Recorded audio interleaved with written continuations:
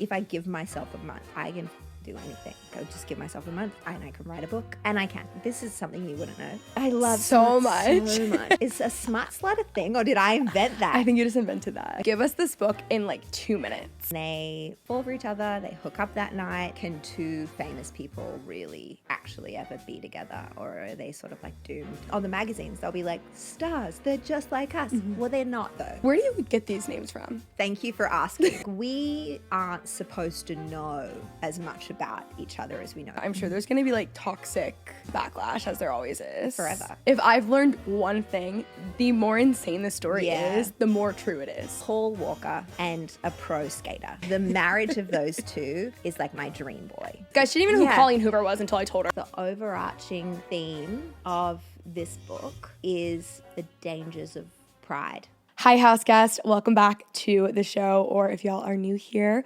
welcome to House Guest Podcast. This week, y'all are coming over for book club. This is my favorite thing that we do on the podcast, okay? So every 6 weeks, picture this. We have a new book and we have a new book club co-host. It's so fun.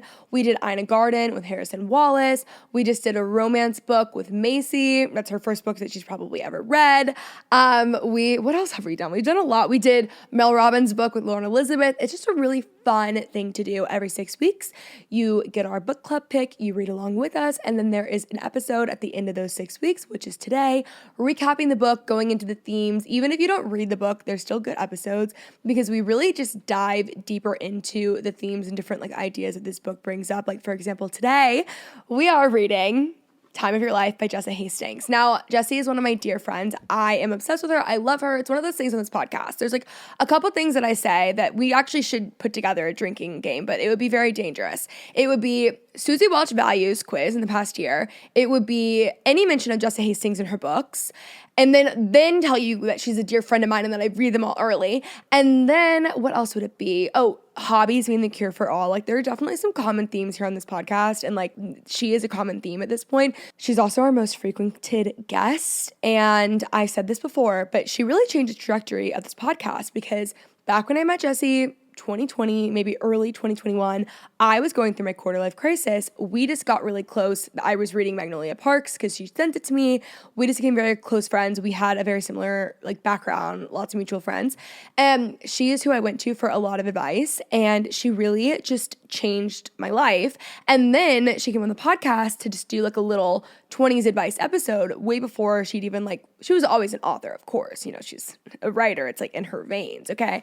It flows through her body, if you will. But it was before the books had released, and she was coming on the podcast, and we were doing a lot of like 20s advice episodes, whatever. Everyone loved those so much that we like kind of geared the podcast, leaned more into like navigating your 20s, which has become such a huge theme of this podcast. So she's really a staple to this show. And if you guys are huge Jessa Hastings fans, like, boy, do I have some backlog episodes for you. We actually will do an entire like playlist on the YouTube channel. You guys should be watching this, by the way, because we are in my house in Nashville, and it's looking quite stunning. I just want to say big shout out to Miss Shannon Ford because she is letting me borrow her producer. So I actually had producer Courtney here. I feel like I'm like in the presence of a celebrity, and that is why it looks so amazing, and it's looking way better than if I were to have done it. And also, guys, we cannot do the sterile studios. Like, they're just not for me. They're not the J Media studios. Of course, I love those. That's, you know, I'm not talking about that, but just in general. Anyway, all that to say, today we are going to be recapping Time of Your Life by Jessa Hastings with Jessie. It is such an incredible read. This is actually part 1 of the book. Then part 2 will be coming out hopefully very, very, very, very, very soon. But I can't make any promises to you guys. Sometimes I actually do get like, angry DMs from you guys about like her books and how everyone wants like like I get that. I actually get some messages. I feel like I've just really centered myself in the Magnolia Parks universe. I actually think that that's what's happened.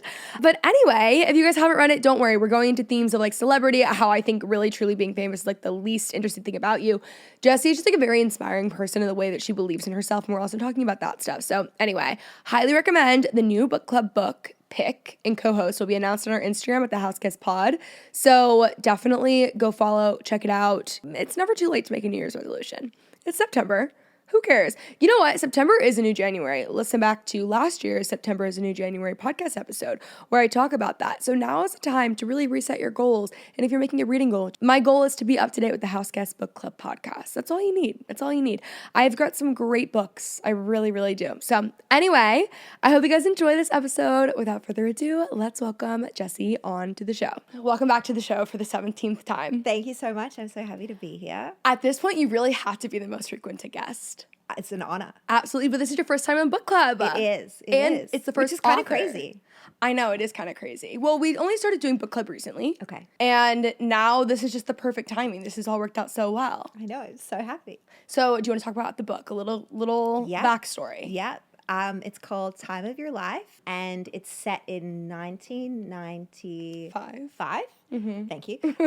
And it's about like the biggest model in the world and the biggest singer in the world, I guess. And it's kind of like very chaotic love story. I feel like I've really gone back to my like toxic roots of storytelling with this one. For someone who is married to the most perfect, most kind, sweetest, unproblematic man on the earth, you write a great toxic love story. Thank you. I dated a lot of them for a long time. Yeah. So you're like, I know the type. I know the type very, very well. And it was the type that then led me to not marrying the type. Totally. You know?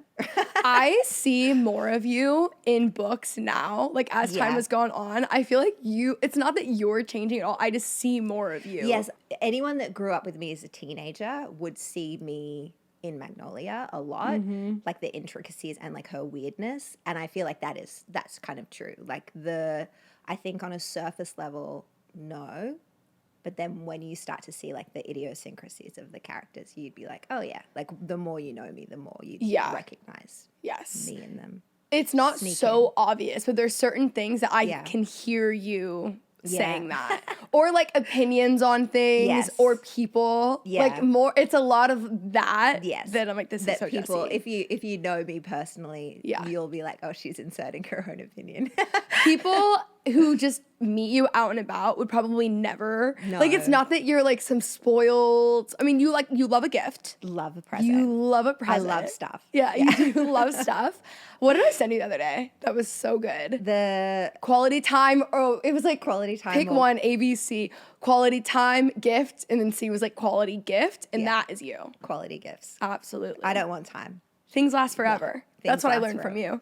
Correct. For people who are listening, who read the book maybe a couple weeks ago, and they need a little refresher. Okay. Can you give us this book in like 2 minutes? Can I? I'll do my best. Okay.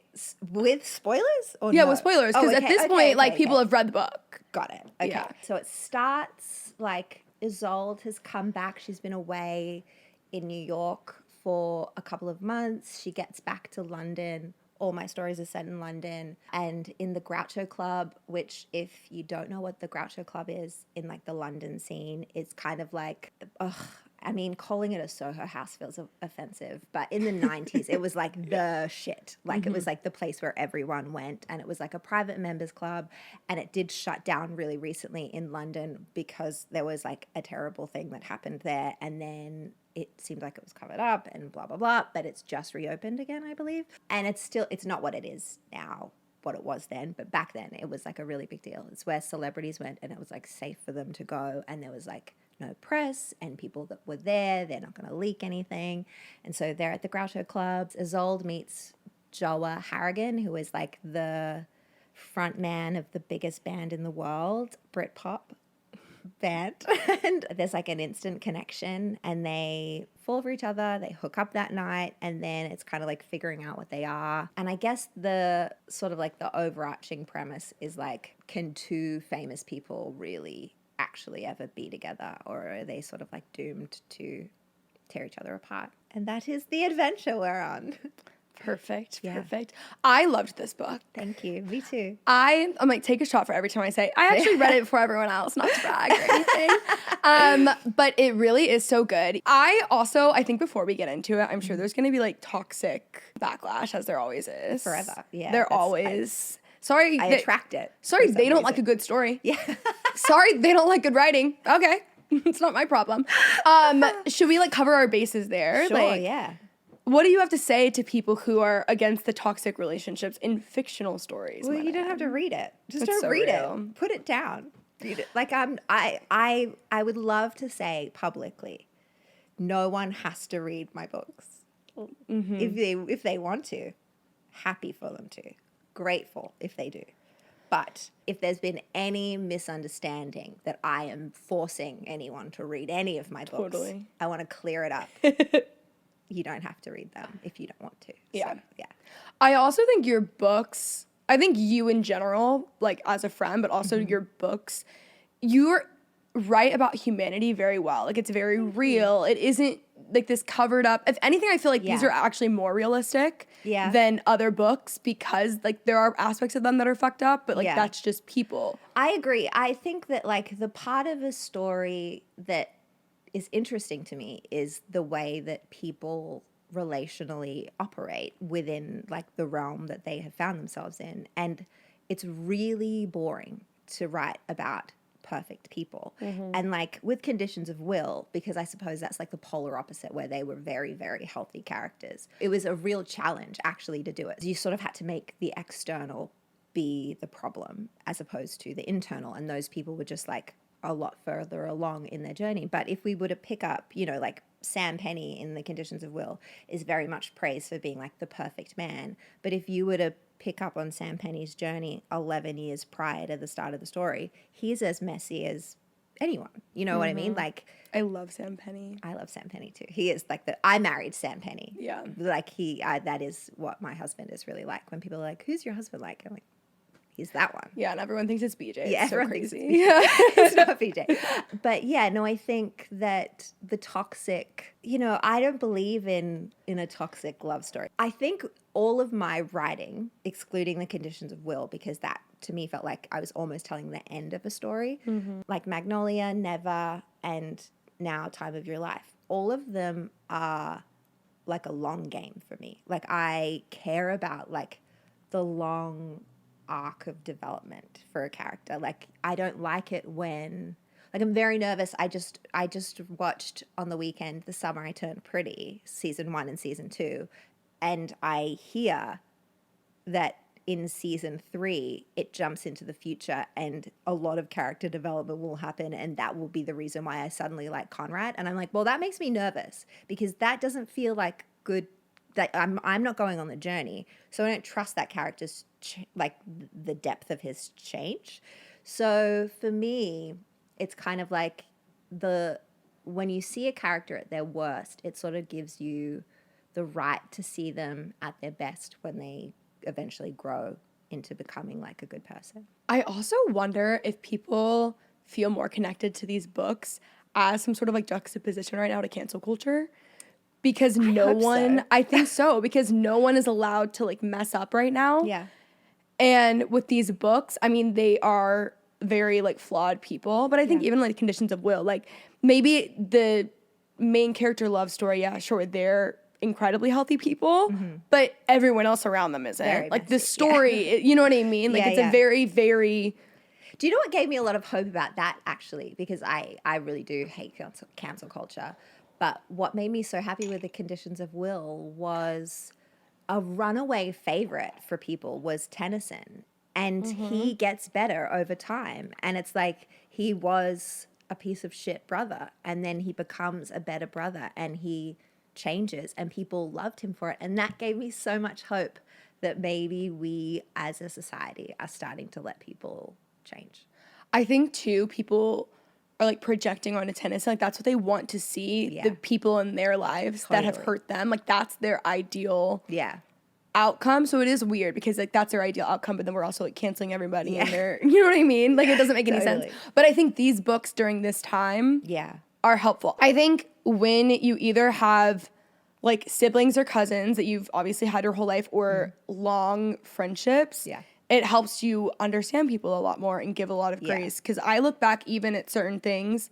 I look back at stuff in my own life that I'm like so regretful or like ashamed of or like I hated who I was then or I would so handle it differently. But you have to like give yourself grace in the same way that like you exercise that giving to other people. So I think these books are like, they're good exposure therapy to cancel culture. Thank you. You know what I mean? You. Actually, really, it's like a conscious remedying. Yeah. I don't like it. And I think it would be so scary. I just think of being like a teenager now, where it would be like, you know, everything is filmed. And if you would feel like your life is over if you made a mistake, and it's just not. Or even the TikToks where it's like, I met so-and-so and they were a bitch and I hated them. And it's like, okay, you met someone for 2 seconds of your life. Yeah. They've had 30 years on this planet. Like you are not the judge. You're not the person who gets to like proclaim that and then go ruin their entire reputation. I just think it's like so like tired, but it is really perfect. It's just so stunning. I'm looking at the book. I think it's set in the 90s. It will be really interesting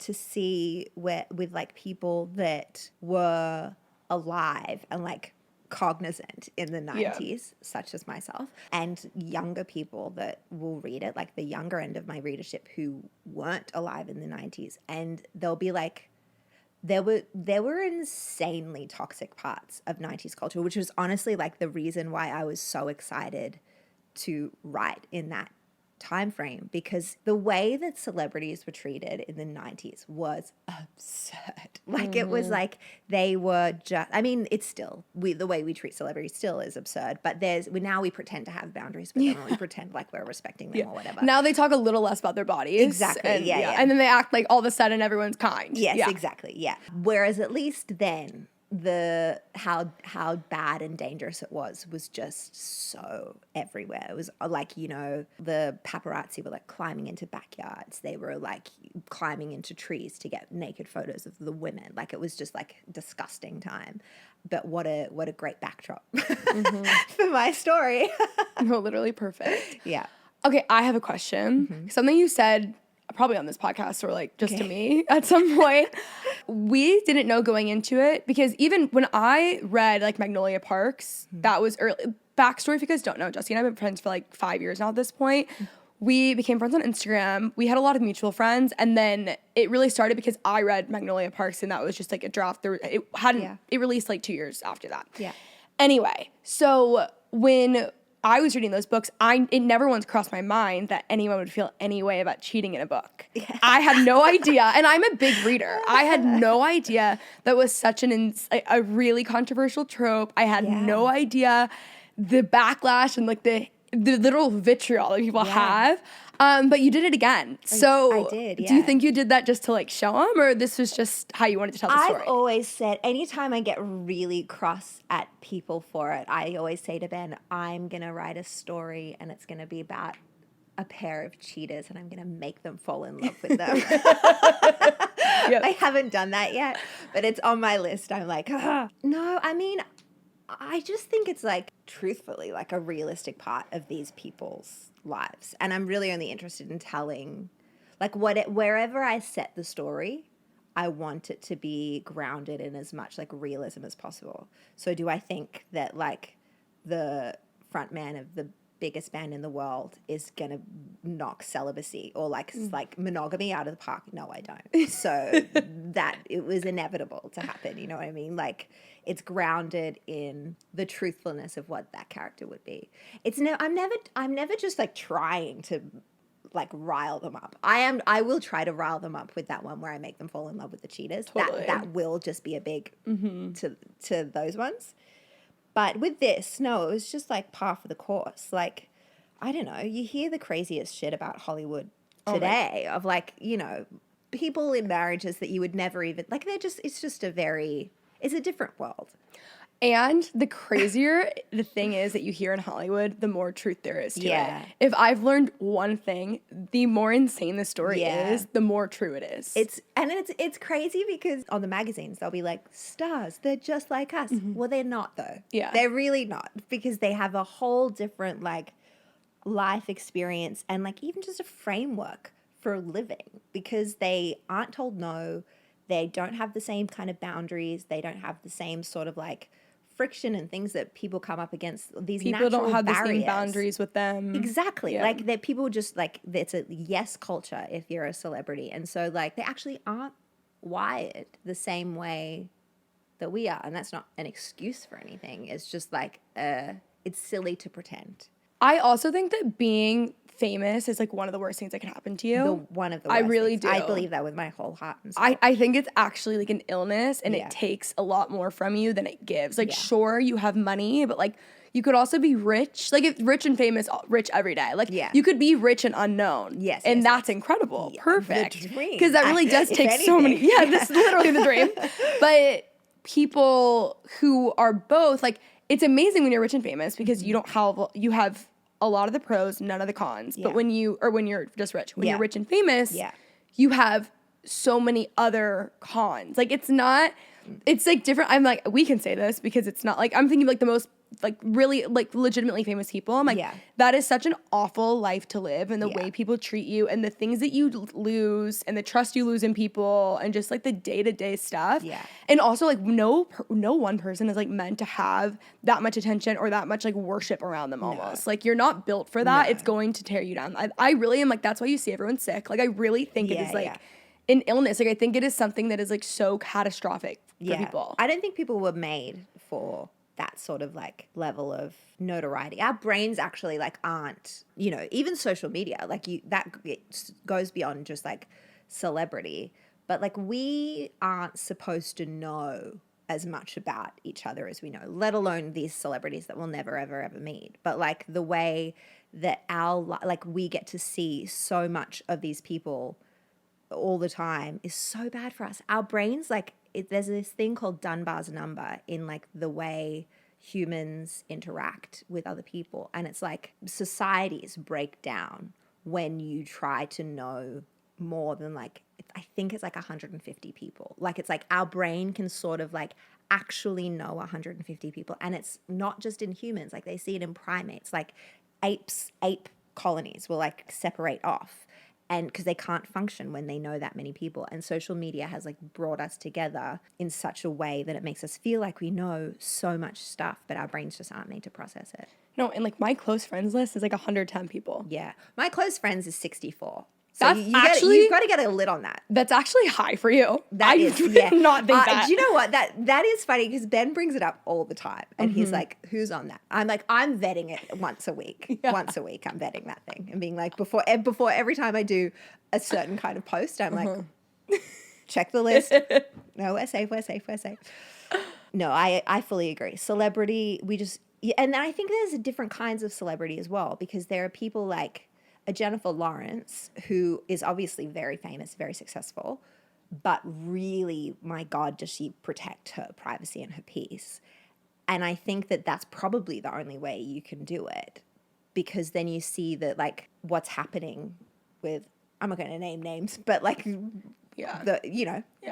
pick one, but there's one at the minute who's like really kind of just seems like he's gone off the deep end, and it's so sad to watch. Like, I hope with my whole heart he's okay, but I'm not surprised, because it's crazy to have that much like focus and energy and opinions, and like you married the wrong person. Like, I can't even fathom that. Like, I don't like it when they tell me that my character ended up with the wrong fictional man. To have real life people that you have never met have like very aggressive opinions about your personal life would be so catastrophic to your soul.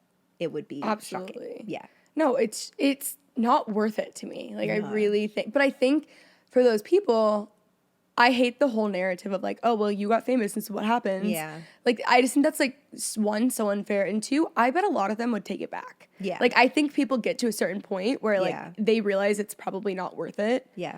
And but they're locked in. That's but their it's life. way too late. There's you can never just go away. Yeah, I don't look at anyone with that sort of like the level of fame that we're talking about and have anything but like kind of like a, oh my God, I hope they're okay. And I feel sort of sad for them. Yes, I have like nothing but empathy. Like, Yeah. it's just so crazy. Yeah. That's why even in this book, you're not set up to have healthy relationships. There's really No. no way. And by the way, most people aren't. No. Like I don't even remember who says this in the book, but they were just talking about how like he'd never even seen a healthy relationship to begin with. Right. And I think that even with like my own parents, not that like both my grandparents are like split. There's a lot of divorce in my family, but I think with my own parents, like they didn't see like a model relationship. Right. Growing up, I don't know how they would have ever had a model relationship. I don't think I really saw a healthy marriage of something that I really, like something that I would want. Yeah. Not that my parents' marriage was not like super, super unhealthy, but it just wasn't like, obviously they're divorced. It's not like what I'm striving for. But like, I don't think I saw a marriage of something that like I would want until I was probably like 19 in LA. Yeah. Like and ironically it was in LA. Like Yeah. I just think like, a normal person on normal ground, it's so hard to have a healthy relationship. Yeah. And then you add all the money and the fame and the access and the modeling and the music and all of that. And the like, nose and the weird Yes. environments and the late nights and the compromising situations that just happen. so any substance that they all have, like Yeah. all of that. It's like there's just no way. Yeah. There is really no way. Totally. Okay, let's play some book club cards. Okay.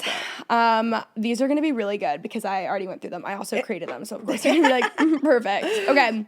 Some of these are book related. Okay. And some of them are not. Okay. Well, they're all book related, but some of these are specific to the book. Some of them are just like reading related. Okay. What is your least favorite romance trope? Okay. I'm actually very bad with tropes. You wouldn't even know what this is. Guys, she didn't even know who Yeah. Colleen Hoover was until I told her. I still to this day. Who told you what smut was? I just figured that one out on my Okay. own. Yeah.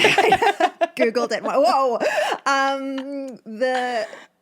I get asked this about my books all the time. They're like, what are the tropes? And I'm like, I don't know. Mm-hmm. You tell me, what are the tropes? Okay. Like I learned recently, and it made me nervous. Insta love is a trope. And Okay. conditions of will, because people kept being like, I hate insta love, but I really like it in this one. And I was like, uh-oh, because that's in that one. Yeah, and you also don't want, you're the type to be like, I'm not in a trope. I want nothing Yeah. to do with these tropes. I don't I'm know what not. it is. Yeah. So, like, for example, the trope that, weirdly, the ones that I don't like are enemies to lovers. Okay. But also, I would feel the same way about yours because I wouldn't even know what genre your books are, to be Yeah, I honest don't with you. know either. So that's kind of the problem. Yeah. Like, I wouldn't even know what to do. But, like, when I think of enemies to lovers, I think of the really, like, just, like, basic, simple reads that are already, you know what I mean? Like, and that's Right. not, like, so Okay. the vibe where it's, like, I guess, like, they're not enemy. Like, I don't really know what your book tropes would be. The ones that I love, which will come as no surprise to anyone who knows me in my personal life, I love Grumpy Sunshine. Okay. Where, like, the guy hates everyone in the world besides that one girl. Okay. Like, love that. And Okay. honestly, yours could kind of be a little Grumpy Sunshine. Not that they hate Yeah. everyone, but they're, like, troubled. I love a guess- troubled man, and Yeah. that's why I love these books. Yeah. I guess Julian is a grumpy sunshine then, would he be? Yeah, Julian's definitely a Okay. Grumpy Sunshine. But, you know, I'm a... And BJ. Joel, yeah. Through Obviously. to the bone, yeah. Yeah. And he's like sunshine.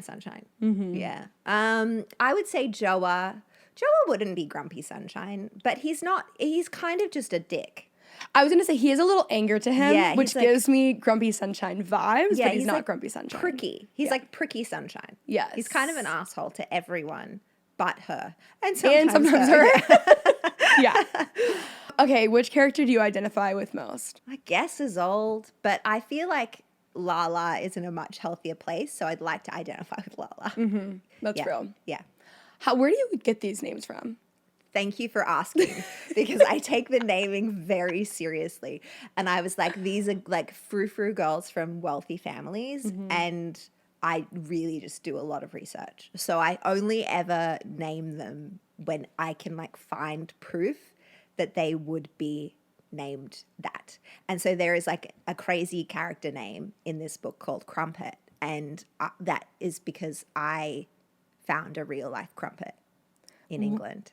Where did you find, like, She's from a wealthy family. you know her?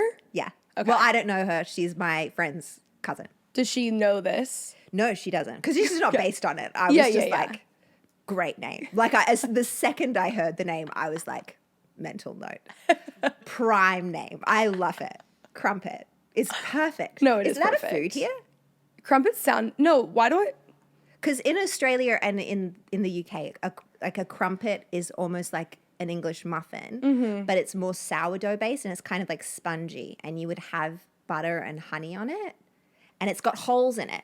Like it's like this size, this size, and it's got like sourdough holes in it. See, I was thinking, like, I know it is a food, but it's not a food here. Yeah, it's that a we breakfast. should do, like, well, obviously I would host it, but we should do like themed dinner parties around the books. Like where I do it, because we could do crumpets for this one. We could do, you're going to be gone when this one releases, but like we could do it after. We could do it for part 2. Yeah, we should. Okay. That would be so fun. Yeah, that would be really fun. Okay, perfect. Actually, this is interesting for you. What did you like most about this book, and what did you like least about this book? This can be your writing process, because I know obviously you're going to be like, the whole book is perfect and I did nothing wrong, obviously. What I liked most about this book really was no one knew I was writing it. Not even my publishers. I didn't tell my publishers about this book until... And I'm very lucky to, what I'm about to say, I know is like a real privilege and like a bizarre experience. I knew my publishers were going to take it, and it never even crossed my mind that they wouldn't. And it wasn't until I had handed it in that I got to Mexico that week, and I was kind of like, wait, I guess there was a world where they didn't have to say yes. But I just was like, I gave myself a deadline of like the book. I knew I wanted it to come out in July. So I had already asked like these secret questions like 4 months ago prior this about a different secret book that I was like, I was basically like, if I did a Beyonce drop on you, how long would it take for you to place it well? And they gave me the answers, and I was like, cool, working backwards from that. Then if I want it to come out on this date in July, then I need to hand it in by this date in January. So I just gave myself a deadline, and no one knew it was coming. And about halfway through, I was like, oh, I think this is good. And I told my agent about it, and I was like, but please don't tell any of the publishers yet. And then when I was a week out from my self-inflicted due date, I did give the publishers like a heads up. I was kind of like, hey, I have this coming down the pipe. I think it's going to be really good. And they were like, great, cool, let's do it. And I was like, I want it to come out on this date. And they were like, okay. That's so you. And that was a delight, like not having any of the pressure. And actually, to be honest, like both my publishers are phenomenal with not really pressuring me anyway. Like they're very releasing and very trusting. It was probably the absolute lack of external pressure from like, I wanted to be with this guy. Oh, like that noise that I don't like. That was a real gift to be able to write that. And it was also sort of like, I had a really hectic year last year with work stuff where it didn't feel like I was in control a lot of the time. And I found that really hard. And I also really worried with how much work I had going on that I wasn't going to be able to write books the way that I used to write books. And for me, this was a real kind of like gift to myself to be like, hey, if I give myself a month, I can fucking do anything. Like I was like, I'll just give myself a month and I can write a book. And I didn't know if I could do it, but I could in the end. And that was like very releasing and instilled a lot of confidence back in myself, because I think I lost a lot of confidence over that year where I was kind of like, oh, can I even still do this how I used to do it? And I can. So that was my favorite part of the book. And my least favorite part was, I mean, God, I hate it when any of my characters do stuff that I don't like them to do. But that's just that's like the yielding to the story. Like a story is master and I just do what the story tells me to do. So I don't like it when characters do stuff. Like there are things in the book that like bum me out that I didn't like. And I guess I haven't liked that I haven't finished part 2 before part 1 comes out, because I was really hoping to get through book 1 in peace. No, I was hoping that you would have part 2 for me today. Yeah. I can tell you what happens, but I don't. No, thank you. Also, it is crazy because it was literally a month. It was, I came to visit Nashville Listen before I like lived here part-time. And we were going to dinner and it was the week before and you're like, oh, I actually have a new book that's due next week. And I was like, since when? Like, I was like, oh, well, it actually started like 2 weeks ago and it's due next week. So I was like, wait, what? It was like so crazy. Yeah. But you got it done. Like, that's crazy. Yeah. I mean, I flipped my life upside down. So like, shout out to my family and my children for like letting me. I was like a psychopath though. Like I would kind of start work at 10 p.m. and I'd usually work until like at least 5, but sometimes 7. Like if I didn't feel like I'd seen my kids enough, I'd work until 7 and then they'd wake up and I'd like do the morning routine with them and then go to bed for like 3 hours and then get up and like do regular work stuff and then start this again. And I just, knuckled down. I think the way that you approach this book too is kind of how you are with life, because you just in general though, but like from a young age, like I just knew I would find success. I knew I would be successful. I knew I could do it. You know, I had no reason around me to think that. It's not like you had all these people telling you like, oh, you're going to be this big, like no one was there saying that necessarily. It was just this like deep belief in yourself and it all worked out. I guess I just decided, like, and I do think that there's this part with stories, at least, where it's like they feel like a puzzle in my brain that is very uncomfortable until I conclude it. And so I don't like sitting in the unknown of like, for me, it's like, oh, I need to get it out. And so that was kind of like a thing I was swimming towards. And like, I mean, with this last weekend, I just watched The Summer I Turned Pretty. That's not a show I need to be dreaming about, but I was dreaming about it because there were like loops that needed to be closed. And so my brain just doesn't like an open loop. And so I was just, so I am struggling a little bit with this one because this is just part 1 of book 1. Have you never seen The Summer I Turned Pretty? Like that was the first time? No, yeah. I watched it this weekend. No, but like before that. No. Wow. Yeah. Yeah, that's kind of crazy. I grew up reading those books. I can't remember where I was. I mean, I was in middle school. No, I didn't read them. Oh, I read them. I was obsessed with them. Do you like the TV show? Like, I like the TV show because it's like a good vibe. Yeah. You know what I mean? It's an easy watch. I like the soundtrack. Yeah. I recognize that it's like bad sometimes, but like I like the show. Yeah. But I'm also like by no means a critic. Okay. You know, like I'm like just down. Well, I'm so curious because I said something today on like my Instagram channel. And I haven't read the books, so I'm only coming at this from like the series. But I was basically like, I know I've picked up from the internet that she's in the book ends up with Conrad. And so I'm like, by the end of season 2, like I'm not gunning for that at all. I really like Jeremiah. That's so crazy. I can't, like, you of all people. But do you think, well, this is what I'm so curious about. Like, do you feel like this because you read the books? Yes, probably. Because in my life, they're always going to be together for the past 15 years of my life. Okay, but what I ask of you is suspend the book. Can you see that Jeremiah seems like he's the better one? No, he definitely seems like he's the better one. Of course. I picked up today. Thanks, guys, for ruining it. But I know what happens now. I will just say, I'll put my hand up and say, I think as far as teams go, I am team like she's the problem.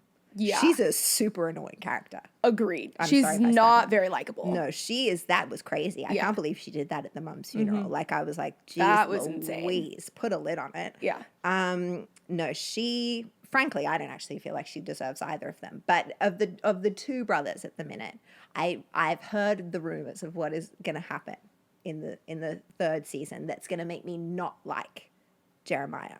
Historically, that hasn't really been much of a, it'll flip within my books. Yeah. But it's funny because the way that you are with Jeremiah is how when people with your books are like not team BJ, because we're like, what the hell? Like, yes. But I understand like Dom is healthy and like all this, and she's very team Jeremiah, hates team Conrad. And I'm like, Dom, what are you talking about?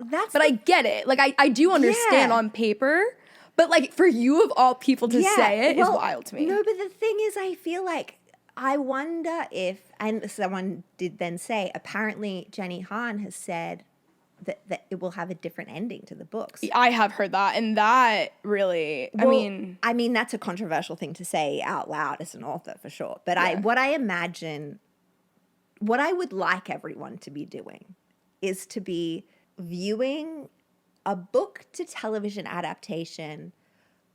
A book needs to be a book and the TV needs to be the TV. And I don't think you should be expecting the same things anymore from the 2 of them. Yeah. Like the Vampire Diaries is a really good example because in the Vampire Diaries books, she ends up with Stefan. But I would not have enjoyed that. I hated Stefan by then. Like I really wanted her to be with Damon. That's fair. So I'm curious if she follows the path of the books that I haven't read it, but if she follows the path of the books, I will feel a bit cheated by a time jump and me not getting to see all of the work that I suppose Conrad's going to have to do to win me back. And then Jeremiah does the thing that Jeremiah does that makes you like dislike him, I guess. And to be honest, they jump. Like even in the books, because I went back and I reread them last summer. Well, the third one, like after season 2, which like reading that as like a 26-year-old is crazy. Right. But I went back and I read them. I read it in an hour, by the way. It was so fast. Okay. And I remembered a lot more like character development. And I remembered it, but it did not happen that way. Okay. I was like, oh, so you're going to be unsatisfied. Great, good to know. Yeah. Okay, do you want to fan cast or is that bad if you fan cast? Well, I mean, the straight away when I said that he's from Manchester, everyone was like, "Oh, Harry Styles," because he's the only musician to ever come from Manchester, you know, which is great. Harry Styles is very good looking man, so that would work. That's no, I guess like no notes, but open to other people being casted as well. I found an AI version of what I think the boy looks like. And he was perfect.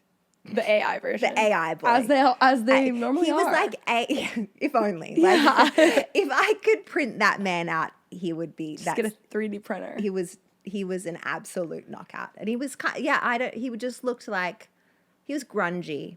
Because he is grungy. Like, it was the 90s. Harry Styles is, where I think hard to reconcile with Harry Styles is like, he's like beautifully polished. Like, you know what I mean? Like he's very well dressed, well kept. He's not like... He's like too clean. He's too clean. Yeah. He wears a lot of sparkles. And Joel Harrigan's not going to be wearing sparkles. But I guess maybe like a younger Harry Styles when he didn't seem to wash his hair as much. Yeah. That could maybe be more of the vibe. But I see that.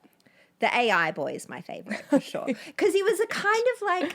He looked like a skater, which is just my prototype of a boy. My inherent prototype of a boy is sort of like somewhere between Paul Walker and a pro skater. And the marriage of those two is like my dream boy. And that is every boy that I've ever made. Even Hook is in some ways, he's going to be some version of like a pro skater. That's perfect. Well, if you could change one thing about the plot, what would it be? But... Oh, I do like the plot. Yeah. Probably nothing. I guess if I could change one thing, it would have been for me to be able to write part 2 faster. So it was kind of like, you know, coming out quicker than... Fair. Still going to try for as fast as I can. Yeah, as fast as you can. Yeah. Okay, rate the spice level 1 to 10 because I know that you just love smut. I love so smut much. So much. I'm such is a smut slut a thing, or did I invent that? I think you just invented that. Okay, she's kidding, guys. Someone should make a smut slut T-shirt if that's not a thing. Watch it be like a huge thing on TikTok and we're dismissing it. And I'm not, but I am not a smut slut. Unfortunately, I mean, I did actually. This is something you wouldn't know. When Magnolia ended up being like shopped around to the publishers, one of the publishers said to me, "Can you put more sex in?" And I said to my agent, "We're not going with them." What did you say? We're not going with them. Oh, got it. Because I was like, you don't get it. Yeah. It's not the point. Yeah. I'm not into superfluous sex. Like, it's just kind of like it. I really hate to write it, for one. And then 2, because my grandma won't stop reading the books, even though I've asked her repeatedly not to. So I'm like conscious of that. And then also it's just kind of like, I really am only interested in anything that advances the story. So yeah, no, I guess it's my usual level. I think they're like, you know, in Magnolia, sex is very kind of like sacred and hallowed. Like she is a lot more casual with sex, as is he.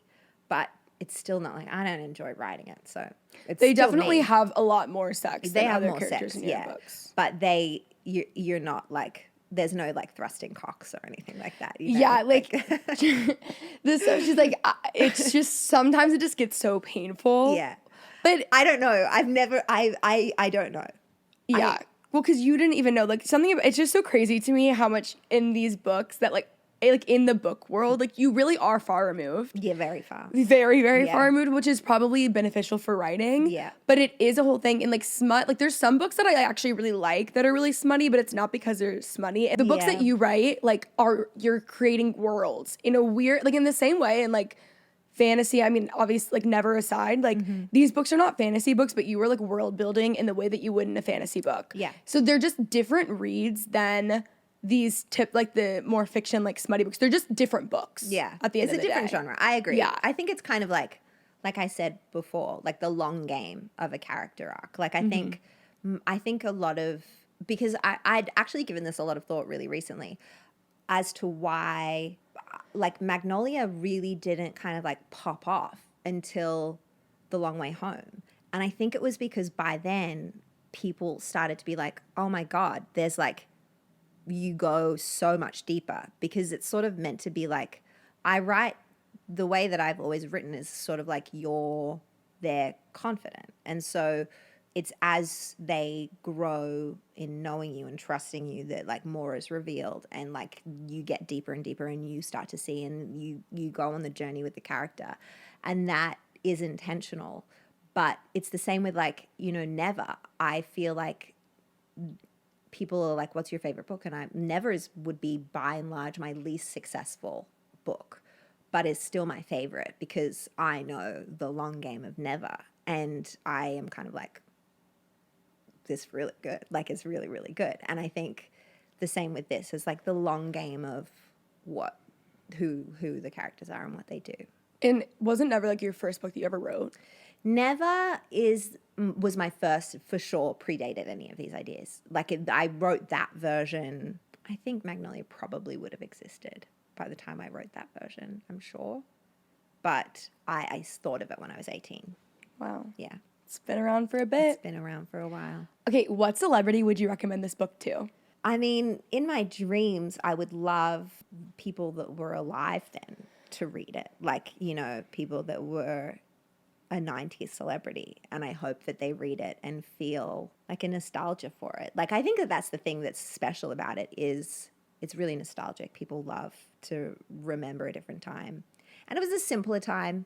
And I think I'm probably after this, you'll see like a slew of books from me that are set in the 90s, because you can, in a plot sense, get around a lot of barriers in the 90s because they didn't have cell phones. The internet wasn't around. Like you can just be zipping left and right to whatever. You really could miscommunicate, which is one of my favorite tropes. Yes. Miscommunication trope. You are the queen of the miscommunication trope. That's what it is. Yes. That was, it thrived back then because there wasn't actually a lot of ways you could communicate. You had a home phone, and she talks about she has a cell phone. She doesn't like to bring it because it's this big. Yeah. So great. It's great for a narrative.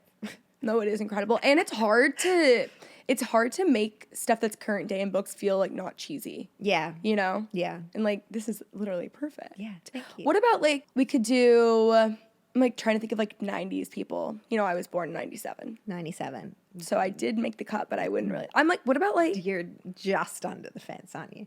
Yeah. Trying to think of an actual person. Like Gwyneth Paltrow. She was in the 90s. I would have would love Gwyneth Paltrow. I would love Drew Barrymore. I was thinking her too. Maybe like a Cindy Crawford. Like any of those, like the big models of the day, because she is like in my imagination, I have slotted her in next to the greats of like the OG supermodels. Like Cindy Crawford, Naomi Campbell, Kate Moss, Claudia Schiffer, Christy Turlington, Linda Evangelista. Perfect. She's one of them, Do you have any stories of like crazy people that have read the books that you could share that you just like did not see coming? Oh yeah. That was exciting. Cooper. Yeah, Alex Cooper. Yeah. She was, she loved the books, and I love Alex. Like, I love her too. Genius. Yeah. Probably like the cleverest girl in the world. Agreed. Actually. Yeah. No, I was very excited. And also was like, Alex Cooper is one of those girls that girls really care about. I probably never had received more DMs in my life than when Alex Cooper was she was posting stories about my books. People were like, oh my gosh, Alex. And I was like, oh my gosh, this is crazy. Like, people really care. Did you know who she was before that? Yes. You just never know with you. No, you don't. But I did know. I did know who Alex Cooper was. For someone who is so smart and really is so observant and really somehow knows everything, you also know nothing. And in pop culture, I'm actually not very good with like celebrities and pop culture. But I think I knew who Alex Cooper was because she had done an interview with a celebrity that I thought was so funny and I loved it. Mm-hmm. And that was so I knew who she was from that. No, I love her. Yeah. Some of these I can't ask you because it's literally like, what do you think happens to the leads after the ending? You obviously know. Do you have do wrong answers only? Yeah, actually. Do you have a favorite quote or like passage or just part of the book? There's a line in the book, and I think it's pretty early on. You know, you just read it this morning. Where he says, "Heavy is the head, and she's the fucking crown," and it's something like that. Where I remember writing it, and I was like, "Well, that was good." It's like, incredible. That was a great line, and that sticks out in my head. My favorite thing about you is when someone like you see a quote that's like so good on Instagram, and then you're like, "Who wrote that?" Yeah. And then you Google it, and it was literally you. Yeah. I just black out when I write. Yeah, I mean, how could you? Also, your books are like 700 pages. Yeah. Like, how could you remember all that? Yeah. But it's just so funny. There was one really recently where that happened, where someone had posted. They were posting about grief, it was from Into the Dark, and someone had done like a grief post, and there was this excerpt, and it didn't say it was like they'd been talking about me in the caption, and they'd also been talking about someone else. And so I read this quote, and I was like, whoa, that's incredible. And I was like, that other person, what an amazing quote. And I Googled it, and it was me. And I was like, oh, whoa. Look at the depth on me. It's like so funny. Like, it is so funny. Oh, who is your favorite like side character in this book? Do you think Freddie is a side character? Yes. Yeah, then yes. Freddie, probably. And there will be. Yeah. Guys, we are recording this before the book is out, just so you guys know, in case I'm not like grilling her on a specific question that everyone's dreaming about. There is going to be like a bunch of Team Freddie. And I will tell you, I read the book when you sent it to me. It was probably January, February. Yeah. I read it like that day. Mm-hmm. And then I went and reread it this morning somehow in 2 hours, which is impossible when it comes to your book. I literally couldn't believe it. And reading it from that lens of like knowing that they're like, Freddie is he's going to be the Julian. Yeah. But he's not Julian. That's the thing. He's not Julian. The problem is that he's a little, Julian is like a murderer. Let us not forget. Yeah. It's funny because in Conditions of Will, there's this character that's mentioned, I don't know, for 20 seconds called Storm. And people rose up for Storm. And I'm like, Jesus, you guys just need to go to therapy. Like, it's just like, you just like men that could kill you. That seems to be a thing. Freddie is not that. He's would be healthier than all of the other men featured for sure. He's just a good guy. And I get it. You can't, like, he's Tom. I'd say he's Tom Jason. Like, he's a bit of a Tom character where you're like, if it should be Freddie, maybe it will be. Who's to say? Me, I have to say. But I know the answer. You know? Yeah. No, he is a healthier version. Yeah. And I think I think people love history. Yeah. Like, love when you have history with someone. Love and history. He represents a little bit of like stability and like knows her. So I think that's really where it's going to. Yeah. And he was a fun, like, I always knew that was going to be a character. He is in no way based on David Beckham. But it was like, as someone that grew up in the 90s, I was picking these like archetypes of celebrities I grew up with. And there was like, I was obsessed with those original supermodels, which is why she's a supermodel. And then I was obsessed with boy bands. And so that's why I picked like boy bands. And then I just remember the frenzy around David Beckham. Like, I didn't care for soccer, but God, it was everywhere. Like, he, even all the way in Australia, like, every single magazine was him and Posh Spice. That's sort of where the idea of that character came from, was making sure I covered all my bases of, like, you know, her friends. She has another model, child star turned like serious actress, and then there's like a Britney Spears-esque type of singer. So I've got all of the like 90s celebrity archetypes in there, and he just felt like who would be the biggest threat to a really cocky boy who was the front man in a band. Only someone that could do something that he couldn't do, or something that he really esteemed. So he was like a worthy nemesis. Yeah, it had to be someone that he respected. Yeah. And that's kind of hard. Okay. Which character would you want to be stuck on a deserted island with? I think mine's Freddie, honestly. Yeah, I was going to say probably Freddie. Because he could, like, get you out of there. Like, he could figure it out. Yeah, probably Freddie. But I also think that either of the Harrigan boys, Richie, maybe? Yes. Richie, I think, would be solid in a crisis. Mm-hmm. And Joa is scrappy. Like, he's not hopeless. True. Like, he's not a pretty boy that can't do anything. If there was, like, a bear on the island, like, he could kill it. Like, I trust that. Yeah. Any of those boys would keep you safe, but Freddie is probably the best bet, I reckon. Agreed. Which character do you think people are going to want a spin-off book about? Freddie. Me too. Yeah. Weird that I think Richie, though, will kind of, like, I think that's going to be the one that, like, surprises us more. Yeah. Freddie was, like, more obvious. Yeah. Like, saw that one coming. Yeah. Also, just, like, I feel like at this point because when I was, like, trying to think about this episode before, I'm like, it's really hard because I normally, like, see the chatter online. I know what people want. I'm curious what you think of Richie. I think, like, I don't want her to be with Richie, but Richie to me, Richie is he just feels more stable too. I think that's what it is. And I think people, like, I should want stability more than I do. And I think that I do, but, like, there's something about it. Like, there is something about him that's, like, very attractive, though. Yeah. I don't know what it is necessarily, but I think, again, it's just stability. But anyone is stable compared to Joa, so, Yes, that's true. I also think River who obviously only comes in the end in the last chapter. He's an interesting character. I say that with the lens of knowing what happens in book 2, but he's a really interesting character. Okay. Yeah. Yeah, I think it's going to be them. If you had to choose one lesson that the author was teaching us, what would it be? As the author. I would say, actually, like, the overarching theme of this book is maybe, like, the dangers of pride. In general, that would be, like, a huge undertone. I knew for Magnolia there was a little bit of pride, but was really kind of like teaching people to forgive was sort of like the thing I was going for. With this one, it's sort of like an expose on how, my favorite word, toxic pride actually can be. Because I think that you watch it sort of eat away at both of them. Because as soon as pride enters the situation, it's like got a mind of its own. Joa's number one problem is pride, for sure. But she's a bit proud, too. Totally. So, he's worse.